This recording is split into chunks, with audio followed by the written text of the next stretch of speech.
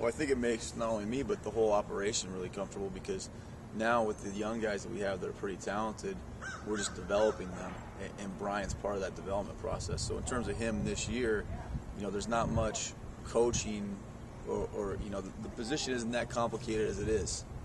There's some details in terms of operation and communication of the rest of the people on both punt return and kick return that a guy needs to understand.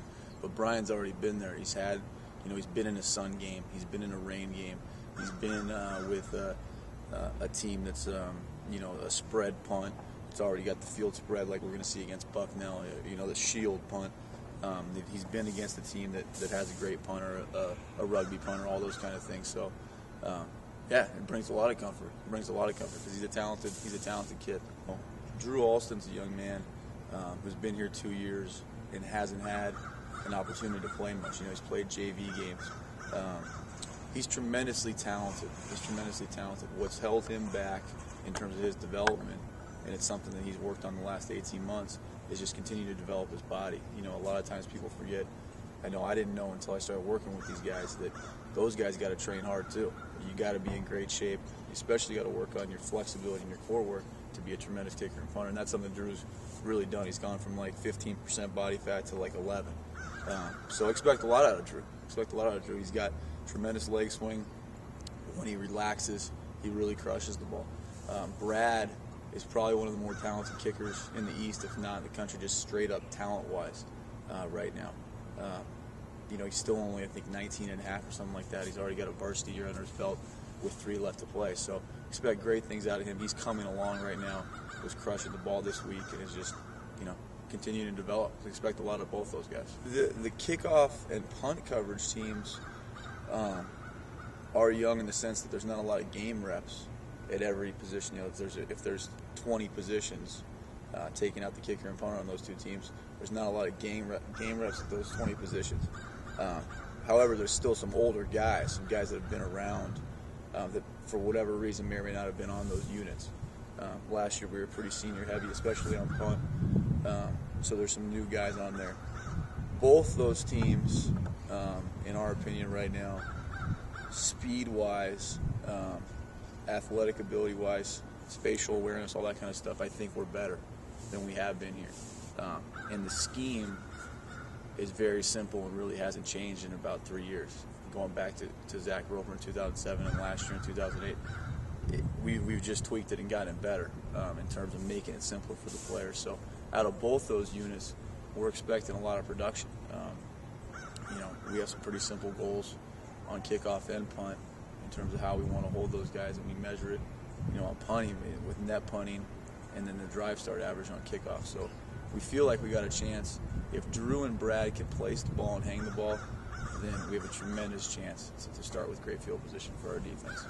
We try to keep things as simple as possible, but we toe that fine line where we want to try to inspire thought out of these guys and get their minds turning and get especially their hearts beating faster. We want to get these guys emotionally invested in it. So I'll tell you about one thing we've done. The special team staff has developed an idea that we're going to grade and measure with these guys their effort every play and their finish every play. And we define finish as kind of the next step of effort. Finish is beating your man on the football. So effort is a guy who's going to give tremendous detail and speed to what he's got to do, and he's never going to get passed by a teammate or passed by an opponent. That's effort. We think that's standard operating procedure. That's got to happen. A guy who's a finisher, a guy who can finish, is a guy who's going to do that, but then also make sure that we've paused that tape, he's between his man and the football. And we feel like if we got 11 guys between their man and the football, we're going to be in great shape. So we talk about effort and finish being the foundations of our pyramid of excellence. And then we try to teach them simple fundamentals and techniques that go into simple schemes, and then we expect them to produce. So in our world, it goes effort, finish, fundamentals, techniques, schemes, and then what we call the Elite 11, which is how we measure production on special teams. And at the end of the year, 11 guys, the top 11 are our elite guys, and that's how we make sure guys are showing up and making plays. If you were in the stands watching Cornell this year, I think if you were really fired up about special teams play, you'd notice Rob Zimmerman, our snapper. It's basically an NFL mentality with him right now.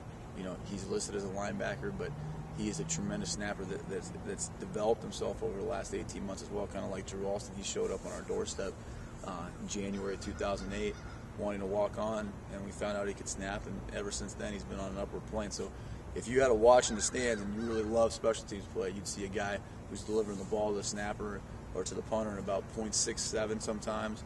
He's getting 3 rotations back to the holder on PAT field goal. That's a guy you'd really like to watch. Horatio Blackman, one of our starting receivers, as a flyer on our punt team, is a tremendous long strider who's going to track down people in coverage. Another guy, Anthony Ambrosi, has just been like this in terms of his special teams play. He was a running back, and he did a tremendous job last year. Now he's on defense, so that skill set the New Orleans every day defensively is carrying over more so to special teams, and he's really coming along. And then there's some young guys too, Ben Moody, Caleb Krim, Jake Allen. Some of the young freshmen are going to be sprinkled in there, but you'll see some of the same names in terms of the guys that have been around, like I said, that may or may not have necessarily been special team stalwarts, but are older guys that have been around. Frank Moran, Dempsey Quinn, Chris Costello, Ben Heller, Mike Spooner, these guys, these linebackers, these safeties, these guys that are runners and hitters. You're going to see those guys show up and make plays hopefully the whole year.